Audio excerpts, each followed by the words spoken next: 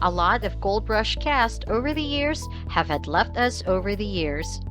Sadly, a few of them are no longer on the show because they have already met their ends.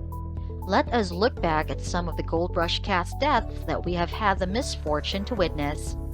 James Harness. James Harness passed away in the summer of 2014 from a stroke, a couple of years after he left Gold Rush. Harness only appeared for the first 2 seasons of the series as a part of Todd Huffman's crew. Huffman and the show had to let James go because of excessive absences that hampered both the mining and filming operations. Unbeknownst to us then, he had been in a serious car accident before the show began, leaving him with constant excruciating back pain that was inhibiting his ability to work.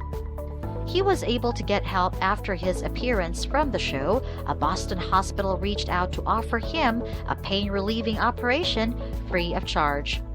The operation was a success, but he still had to deal with some pain and depended upon pain medications, which had turned into a bit of an addiction.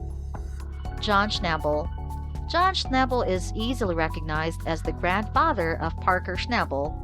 Although Parker had been working independently since a very young age, it didn't really feel like he was truly independent until he lost his grandfather in March 2016. Schnabel was a bootlegger in his youth in hometown Kansas, but fled the authorities to Alaska.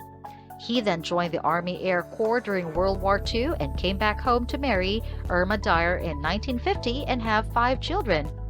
John Schnabel died in his sleep at the age of 96 after fighting a battle with prostate cancer since 2013.